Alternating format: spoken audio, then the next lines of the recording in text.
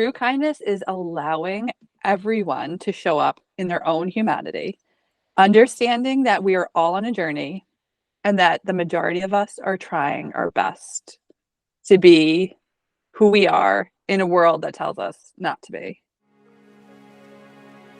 Welcome to the Kindness Is podcast, presented by Kind Cotton, where we take a deep dive into the true meaning of kindness. I'm your host, co-founder of Kind Cotton, Kaitlin Johnstone. Let's dive in. Hey everyone, welcome to another episode of the Kindness Is pod. Happy Pride. I am so excited. You know, I haven't shared this with my two guests, but I like to think of them as the odd couple. Meg and Rebecca started a monthly online group called Bi Invisibility, where people can come together to explore the topic of bisexuality. You have Meg on one hand, who seems like the typical suburban PTO mom, married to her husband, Matt, of 13 years. She is a mom of 3 kids, a business owner, an avid reader, and passionate about all things equity. Enter in lots of time at home during COVID and TikTok, and she soon realized that she needed to be more vocal about the other side of her life that she had kept secret for many, many years. So then you have Rebecca. She is a queer Jewish clinician, consultant, and educator specializing in the intersection of trauma, gender, and sexuality. Basically, her entire career revolves around the LGBTQ+ community. As a gender specialist, Rebecca partners with trans and gender nonconforming youth through their journey of becoming, and is a guide to their parents in affirming it. She's also coming out with her first book, Raising Trans Youth, What to Expect When You Weren't Expecting This, in 2025. Rebecca has been openly proud and queer for many, many years. So the two of them coming together to create this space has enabled so many different people to see themselves, to know that they are represented, and they are trying and succeeding at creating a truly remarkable, safe community in which people feel seen. I'm so excited because I not only have one amazing guest, but I have 2 today joining me. Thank you so much for being here, both of you. Thanks for having us. Yeah. Oh my goodness, you're so in sync. I love that. We're going to dive into all of the intricacies of what makes the two of you work so beautifully together. But to start out, happy Pride. Thank you so much. Happy Pride, everyone. Happy Pride to everybody. Yes. I am wondering, because I know a little bit about both of you, but I am wondering if you would be willing to share the differences in your coming out story between the two of you. Ooh, yeah. So maybe I should just tell the coming out stories in general, and we'll see where the differences lie. Yeah, love it. I can go first. So I'm Rebecca. And I didn't have a clear-cut coming out experience of like, I sat my parents down and was like, I need you to know something. It was really over the span of probably like 15 years that I, let some friends know, my partner knew. Then I, disclosed to various people over time. And it wasn't until I actually redid my professional branding for my clinical practice that I decided to just put it on my website. And that was really my like most public facing coming out, as well as Instagram. And so I don't have a dramatic or particularly compelling story, besides the fact that overall it's been really good, and the things that I was afraid of never happened. And the people who I was concerned might take issue with it didn't. And so in many ways, it is a pretty like charmed and easy to hear story that I recognize is not everyone's experience. Mm-hmm. Yeah. Well, mine is a little bit different.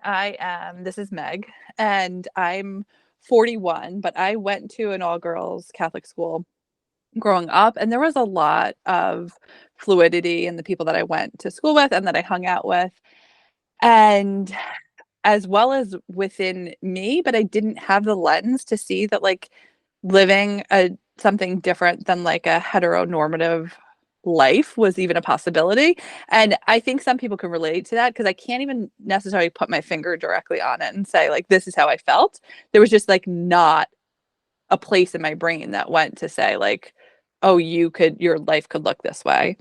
So Mm-hmm. so I knew that I didn't have a name for it, essentially, is that I was a huge fan of Alanis Morissette and Sarah McLachlan, and that culture was very much like lesbian and bi, and people would say things to me about it, but it just was not like a place that my mind went. I was always going to get married to a man and have children, and that was, that was just what I thought. So as life went on, and there was people in my life who were living very authentically themselves, specifically children, it came up for me more and more around the fact that like these children are so brave. Like I want to be like that too. So inspiring. And also I wanted them to have representation because I was able to see I didn't have that representation. And maybe this will change if I am vocal about it. So I kind of do what Rebecca and I call the soft launch, did the soft launch. I went to Disney during Pride 2 years ago and wore by Disney ears. So only some people knew. I didn't feel like it was my desire to have like a public coming out. Like I never told anyone that I was heterosexual. So why did I have to tell Yeah. anybody? Like it was kind of so I've just done Mhm. the soft launch. I, obviously co-founded a community around the whole thing with Rebecca. And Which I'm is a very harder launch. yeah, that's a harder launch. But um I let the people who want to read those things in, and I don't really clarify for anybody else, and so that's my coming out Thank you situation. for sharing that. I appreciate both of you sharing that. And it is very different as what I imagined. I am wondering, Meg, you spoke specifically to representation and like not having representation, right?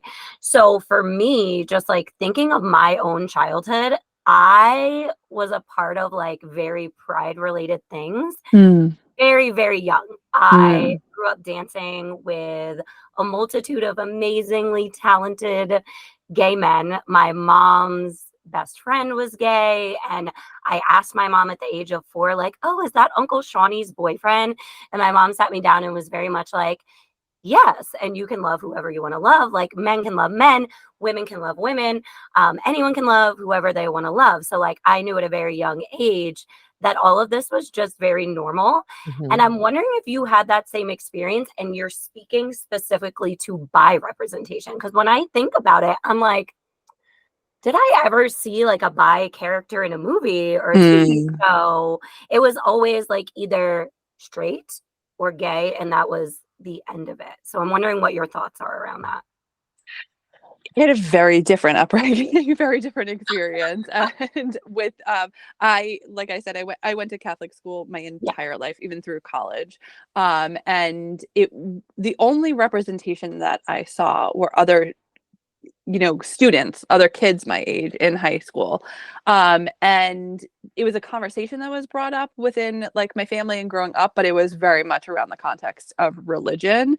Mm, So there's and it's very different than what I believe today and believe to be true. And even at that time, I was never conflicted with it. Like I was very much like, oh, I want, sometimes I would want to be like a good religious person, but that was never something that I was like, oh, I wish I believed that this was wrong. Or it was always mhm, very much on my heart of like, if religion and God is real, like God loves everybody. And that was my belief to be true. So yeah, there was not a lot of representation in my life. And then never mind like the bi fact. Yeah, I don't think I saw any that I can Yeah. remember. Yeah.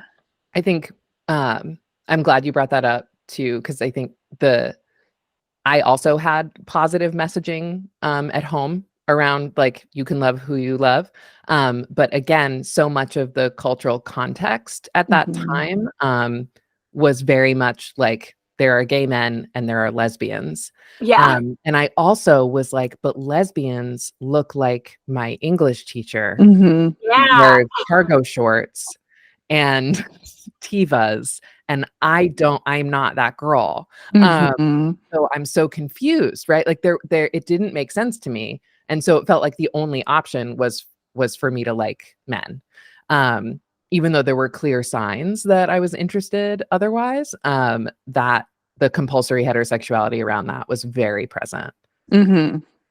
Yeah, that's interesting. Just as someone who, focuses on representation all the time throughout our business, I'm like, I've had some very long thought processes around the things that were in our lives. I mean, we're all around similar age, like was in media at the time, were in children's books at the time. And that's something that I would say like falls to the wayside. Maybe even now. Like, what are your thoughts about it now? Like, I feel like it's still probably not as much represented. No, certainly not. Yeah. Yeah. Like I don't think I could name like iconic bi characters. Probably besides like Alana on oh my god, blanking words. Broad City. Mm. Which I love and I'm offended that I'm not on. They should have cast me. But if they're listening.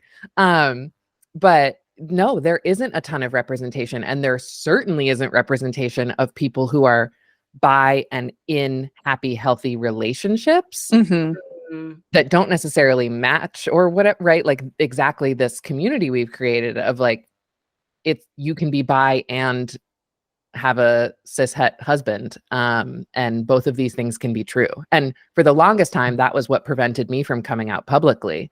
Was I was like, I know this about myself. It doesn't really feel like something I need to share. And because I have this husband who's like 6'5" and like very like looks like a man, people are just not going to take me seriously. And so I just kind of kept it to myself until I realized the young people who I was working with were being braver than I was. And how could I continue to sit there and talk about authenticity and living your truth and inviting them all to do that and not doing it myself? So you both had very similar experiences when it comes to that. Like young people in your life, yes, really brought this to the forefront for you. And that's actually how we met. Was because Meg, a child in Meg's life, family was working with me. And so Meg started following me and I noticed she was like commenting on things whenever I would put something up about like being bi or, something about like being married and also exploring your sexuality. And so over time, we like continued to message and talk about how I was noticing this trend of like, especially a lot of moms reaching out and being like, I just realized this about myself, or like, especially during the pandemic, or like TikTok told me I was gay. Yeah. But I have kids and I have a husband and like, I don't want to lose all of that. So like, what do I do? And that's kind of how all of this came to be. So tell us a little bit about what all of this is, because we dropped some little eggs throughout, but I want to know exactly what it's all about. Yeah. So Meg and I run a community that's called Bi Invisibility, and it is for people who are bi, queer, pan, whatever word suits you, who are in straight presenting relationships.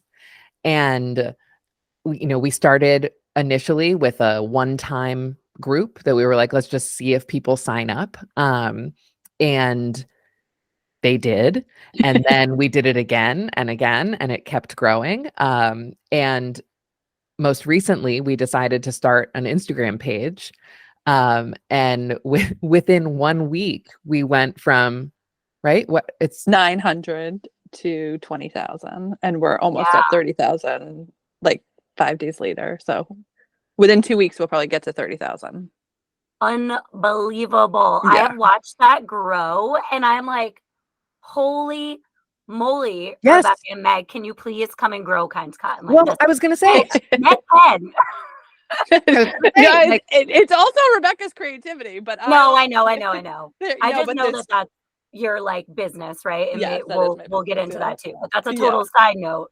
But I mean, Meg and I have been cracking up about that, and that like we're like we've both worked really hard to Yeah. grow social media accounts over the years, and like now this one's blown my other one out of the water, and like Meg does this professionally, like you said, and like this kind of rapid growth is hard to come by, but it speaks to this like clear need and people feeling connected. Like the Mhm. DMs we are getting are so personal and like Mm.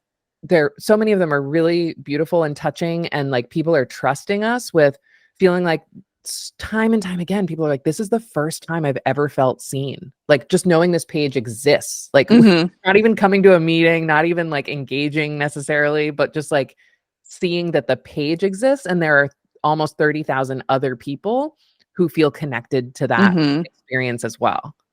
It's Yeah, why that's really the powerful. the DMs about just like how did this land in my lap right when I needed it? Like I've been feeling these Mm. things. Like, and I think for both Rebecca and I too, like we have felt those things too. So Oh, it's like to hear somebody say that and to say like for them to land in a space and be like, oh my God, you put words to something that like I wasn't able to has been really powerful. yeah, yeah. Yeah, that's really amazing. Can you tell us a little bit about how the space is run, what the meetings are like, how people can join? Tell us about that too. So each month we pick a new theme essentially. And we always start with an introduction, a layout of the night and or the day. We switch between 1 p.m. Eastern Standard and 7 p.m.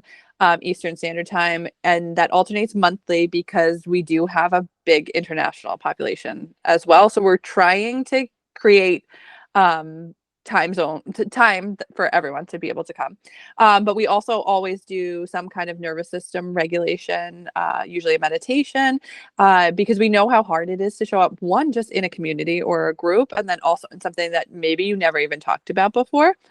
Then we launch into whatever the content may be or the connection point, and then we have room for discussion afterwards. So we always also let it be known that like don't have to like be on camera, you can use just the chat feature. We understand that this is something that some people might be just dipping their toe into being able to talk about. You can get tickets on Rebecca's website, and we also have packages that if you purchase a package you get access to our Discord, our private Discord community, and that's where we have really cool threads on there on like queer literature, ethical non-monogamy, different places throughout the country where people might want to meet up. So this is like a passion project for both of us. Like we both have our own other businesses. So we're also really transparent about like we're trying to give the community what they need, and we're open to doing that. But at this moment, that's how we run them. That's awesome. I love hearing that. And I love that there's a space for that. I am imagining that you have both received, and maybe I'm wrong, maybe because Rebecca, you mentioned it has been pretty seamless for you, right? But I can imagine that there have been some people in your life that may question, why did you choose to say something? Mm. Because you are in Oh, absolutely. great passing relationship, right? Like you are both happily married, Mhm. right? So I don't even want to just say like you're married and you're looking to like end this relationship that Mm. you're in. You're both happily married. I would assume that there are some people in your life who's been like, I don't get this. Like, why are you doing this? And what has your response been to them? No one has said anything to me straight to my face. Wow. Yeah. Have they said things behind my back? I'm pretty sure maybe they have, but the one Yeah. the one thing was my husband received the when I put the message out the first time when we were launching, a friend from college texted my husband and said, really sexualized the experience, which it's not for me. I don't know how else to say that and like that. Mhm. But and so that was the only thing that I have heard from anybody yet. So we'll Yeah. see if that changes, but Yeah. Yeah, I think I don't think anyone's had the guts to say that to me if they felt it. I would have no issue shutting that right down. So maybe that's why they don't bother. Um, the thing that I think I was most concerned about was my in-laws, not that they would think there was something wrong with me or that they wouldn't be supportive, because I knew they're like liberal Unitarians who, will put up a pride flag happily. Mhm. But what would they think that would mean for our marriage and for their Mm. right? Like I was worried that they might be protective of him in that way and be like, Mhm. "Oh, what if she's going to leave you?" or like, "What does this mean?" Um, and they've been wonderful. And in fact, my I've been meaning to make content about Yeah, this you have because to. I have two fathers-in-law. So both of our parents have been divorced and remarried. So we have Mhm. many parents.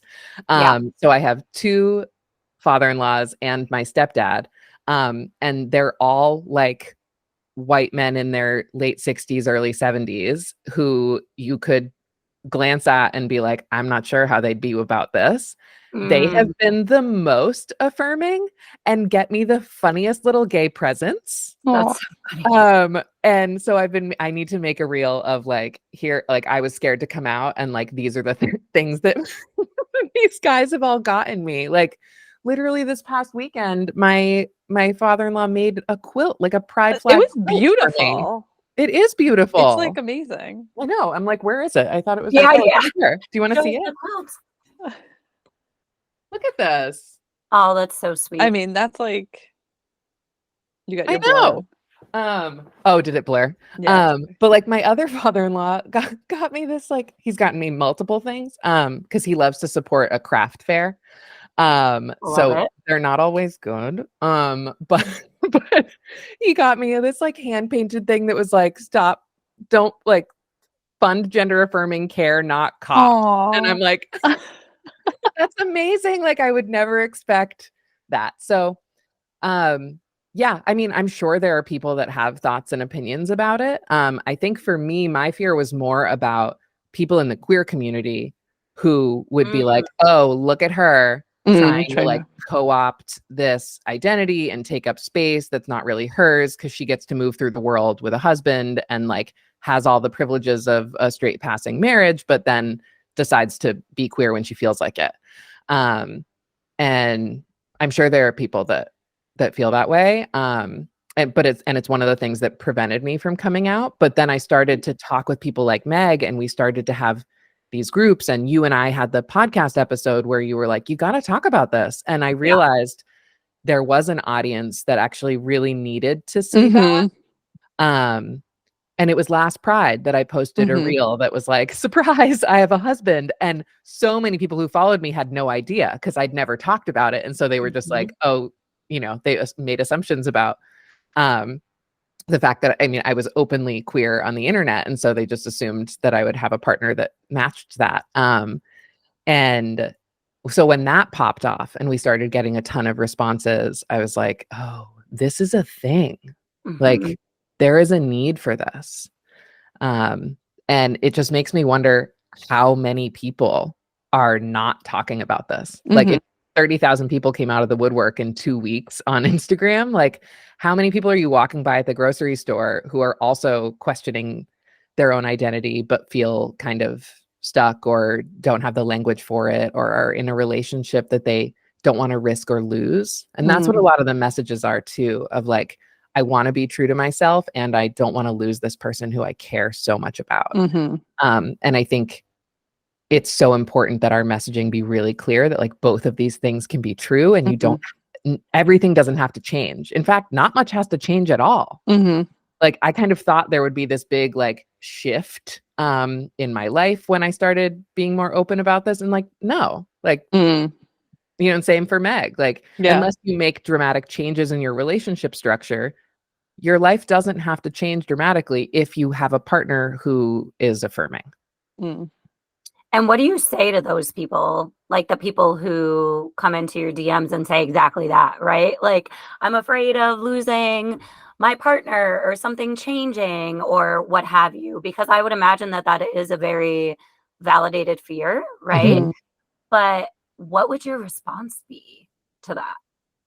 Well, we have two responses. I often will respond, and then we have, um, since Rebecca is a therapist, I'll send her in for the backups. I am not a therapist, nor do I claim to be. So I always affirm people and say, I told from my experience too, I understand this. I had those same fears, and it didn't change anything. But we have to go into this understanding that it is possible that it could change, and your partner might not be willing to hear what you have to say. So you have to assess that for yourself and understand. But just know that there's a whole community here for you that has had most likely a very similar feeling. Yeah. And the thing that I've said to a couple people that seems to really resonate is like on the other side of fear is possibility. Mm-hmm. Right. And so there's so much like what if, what if, what if? And one of those what ifs could be like, what if it all works out? Yeah. Mm. Like, what if I get to be more authentically myself? And the other question that comes up a lot is like, if everything isn't going to change, why should I bother Mm-hmm. talking about this at all? Why would I come to a group like this? Why would I come out?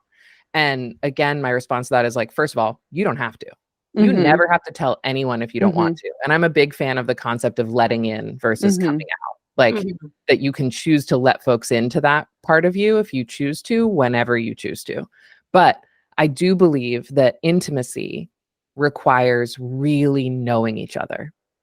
And so if you want your partner to really get you, it may be wise to let them in to that part of you. Mm-hmm. Mm. And I think it's the deconstructing too around what it means to be bisexual, and that it it is part of your identity. It is not necessarily part of your sex life, quote unquote. It is part of your sex Thank life you. because it is who you are, no matter who Yeah. your partner is, right? So, there's a tangle. There's like a little bit of what I see as like a knotted yarn ball of like untangling, because it's just who I am. So it's part of it, but it doesn't mean that then my relationship looks any different. Um, it. I have 3 kids. I have a very busy life. I'm super happy with my You're like, I don't have husband, and like time. I don't have other partners. He is my partner in life. Yeah, I think that is so huge, especially the piece, Meg, where you said, I'm sure people are talking, but I'm just getting Mhm. more comfortable with Yes. not caring. And I think that's something that we as women collectively, it has been ingrained in us from the moment that we were, in the womb, Mhm. that we have to give a shit about what other people Mhm. think. And actually, true kindness to oneself, at least for me, has been growing out of that, right? Mhm. Has been really trying to connect with myself and say, similarly to what you said, regardless of what the topic is that if I can lay my head down at night and love myself and know what I am doing with who I am as a person and our company is something that I am proud of, then that's all that matters. And it's Mhm. a really hard, like that is a lot of growth, right? It's Mhm. not an easy thing to do, but I commend you for doing it because I think it has not been innately put in us to be that way. No. No. No, in fact, the messaging is blatantly the opposite, right? Yeah. Like you need to make yourself palatable. Mhm. Um, and I think that's been another really cool part of watching this grow and just seeing people be more like, yeah, you know what, actually, like I'm I'm gonna claim this for myself. Mhm. And not because of what I think other people will think or expectations or whatever rules we create for ourselves, right? So often it's like, well, I haven't had a same-sex experience, and Mhm. so therefore it must not be true. Or like whatever stipulations people create that get in your own way. But this idea of like getting comfortable with being misunderstood, I think would serve us all, regardless of whether or not it's about gender, sexuality, or anything. So we talked a lot about your personal experiences and how people joining the group may feel, but I don't think we've touched upon the fact that there may be some people too who don't care what anyone says about Mhm. them, but are protective over their Mhm. partner. Oh, Mhm. yes. Thank you for bringing that up. Mhm. And I think we've both been there. definitely Mhm. do, like, personally.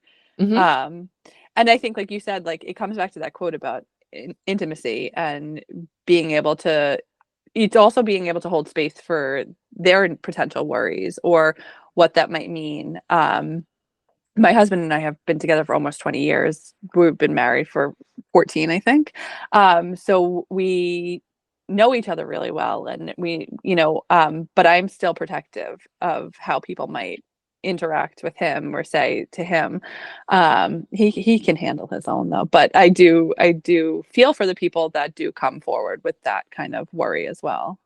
Yeah, and I think people feel that for a whole host of reasons. Like Mhm. maybe they're concerned about their partner's like sense of self and like why they aren't enough, Mhm. when really that has nothing to do with it. Mhm. But also, people are bound to say things and bring things up. Like Meg's husband got that text. My spouse has had people in professional setting Mm.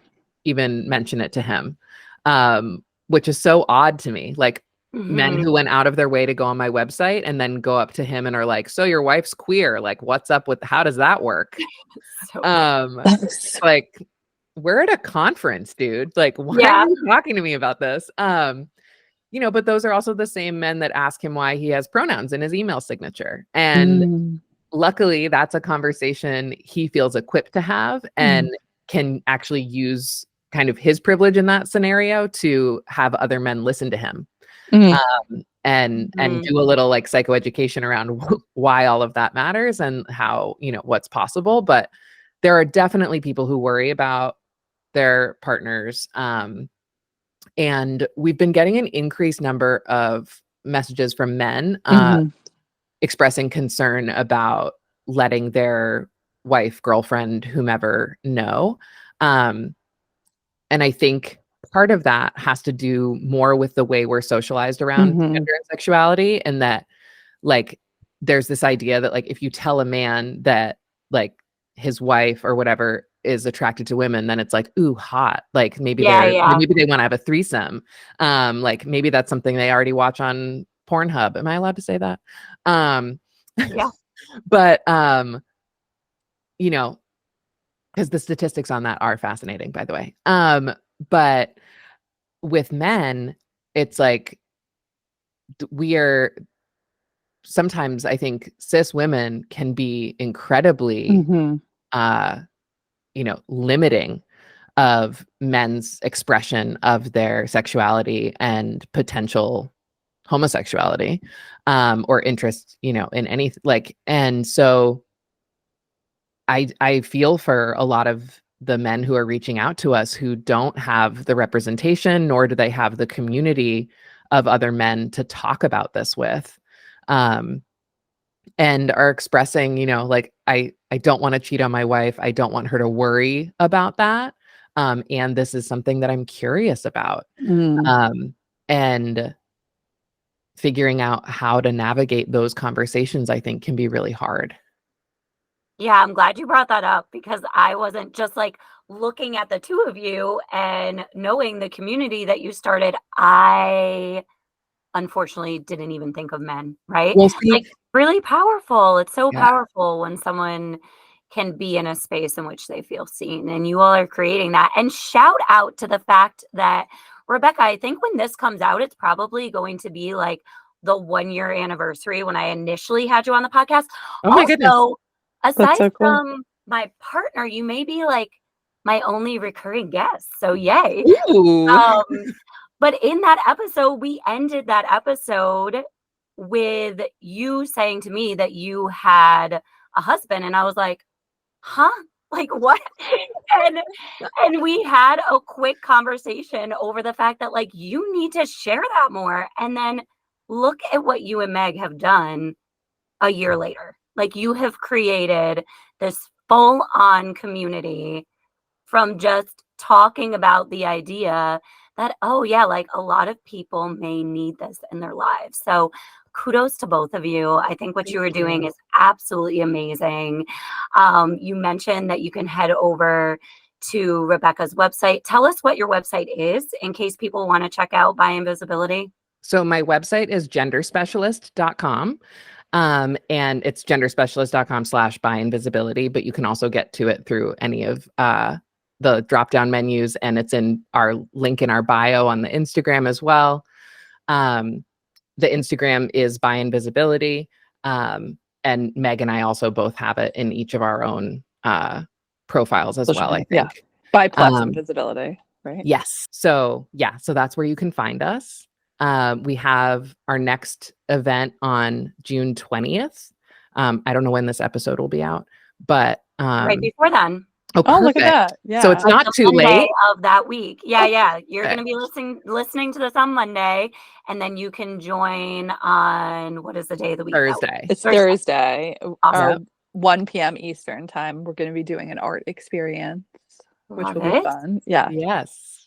Head over and check it out, everyone. And before I let you go, I do want to know, in the lens of pride, right? And I always ask this to every guest, what does kindness mean to you? But I'm wondering if you can kind of, and I did not tell them this before. So if you're like, Kaitlin, why are you doing this to me? I'm so sorry.